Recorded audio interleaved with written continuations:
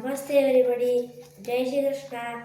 I Vidurla Shlokan Sharma going to say 47 shlokas of 6th Adhyay from Srimad Bhagavad Gita. Jai Shri Krishna. ओम श्री परमात्मने नमः। अथ षष्ठोऽध्यायः आत्मसंयमयोगः। श्रीभगवानुवाच अनाश्रितः कर्मफलं कार्यं कर्म करोति यः स सन्न्यासी च योगी च न निरग्निर्न चाक्रियः। यं सन्न्यासमिति प्राहुर्योगं तं विद्धि पाण्डव। न सन्न्यस्तसङ्कल्पो योगी भवति कश्चन। आरुरुक्षो मुनिर्योगं कर्म कारणमुच्यते। योगारूढस्य तस्यैव शमः कारणमुच्यते। यदा हिनेन्द्रियार्थेषु न कर्मस्वनुसज्जते सर्वसङ्कल्पसन्न्यासी योगारूढस्त्वजोच्यते। उद्धरेणात्मनात्मानं नात्मानमवसादयेत्। आत्मैव आत्मनो बन्धुरात्मैव रिपुरात्मनः। बन्धुरात्मात्मनस्तस्य येनात्मैवात्मना जितः। अनात्मनस्तु शत्रुत्वे वर्तेतात्मैव शत्रुवत्।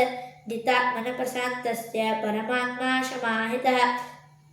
शीतोष्णसुखदुःखेषु तथा मानापमानयो ज्ञानविज्ञानतृप्तात्मा कूटस्थो विजितेन्द्रियः। युक्त इत्युच्यते योगी समलोष्टाश्मकाञ्चनः। सृहन्मित्रारुदासीन मध्यस्थद्वेषु बन्धुषु साधुष्वपि च पापेषु समबुद्धिर्विशिष्यते। योगी युञ्जीत सततम् आत्मानं रयसि स्थितः। एकाकीयतचित्तात्मा निराशिरपरिग्रहः। शुचौ देशे प्रतिष्ठाप्य स्थिरमासनमात्मनः। नात्युच्छ्रितं नातिनीचं चैलाजिनकुशोत्तरं।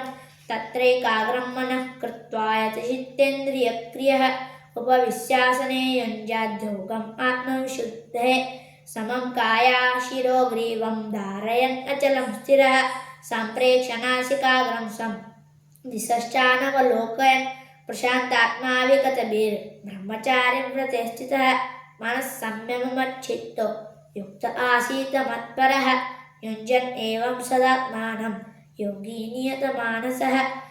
शान्तिं निर्वाणपरमां मत्संसामधिगच्छति।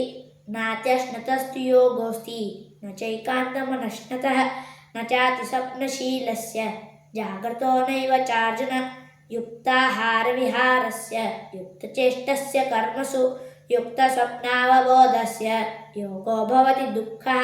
यदा विनियतं चित्तं मन्येवावतिष्ठते। निःस्पृहः सर्वकामेभ्यो युक्त इत्युच्यते तथा। यथा दीपो निवातस्थो निङ्गते सोपमा स्मृता। योगिनो यतचित्तस्य युञ्जतो योगमात्मनः। यत्रोपरमचेत् चित्तं निरुद्धं योगसेवया। यतचैवात्मनात्मानं पश्यन् आत्मनि तुष्यति।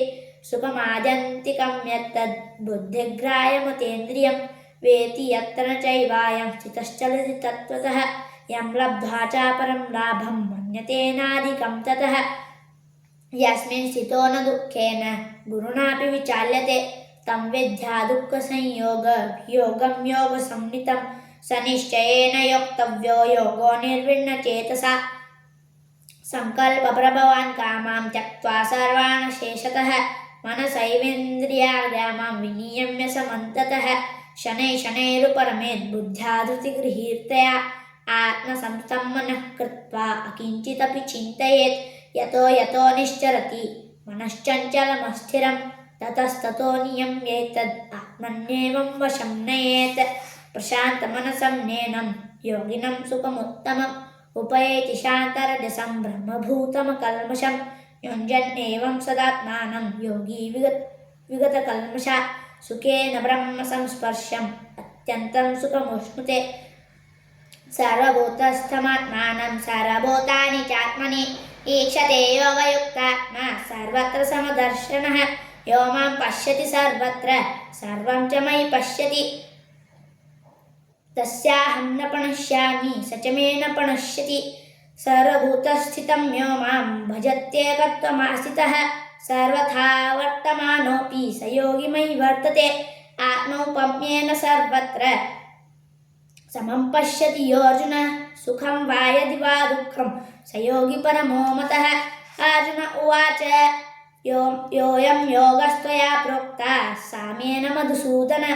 एतस्याहं न पश्यामि चञ्चलत्वस्थितिं स्थिरां चञ्चलं हि मनः कृष्ण प्रमाथि बलवदृढं तस्याहं निग्रहं मन्ये वायोरिव सुदुष्करं श्रीभगवानुवाच असंशयं महाबाहो मनो दुर्निग्रहं चलम् अभ्यासेन तु कौन्तेय वैराग्येण च गृह्यते अशम्यतात्मना योगो दुष्प्राप्य इति मे मति वश्यात्मना तु यतता शक्यो वाप्तुमुपायतः अर्जुन उवाच अयति श्रद्धयोपेतो योगाचलितमानसः अप्राप्य योगसंसिद्धिं कां गतिं कृष्ण गच्छति कच्चिन्नो भयविभ्रष्टश्चिन्नभ्रमो नश्यति अप्रतिष्ठो महाबाहो विमूढो ब्रह्मणः पति एतन्मे संशयं कृष्ण चेतुमर्हस्य शेषतः त्वदन्यसंशयस्यास्य चेता न ह्युपपद्यते श्रीभगवानुवाच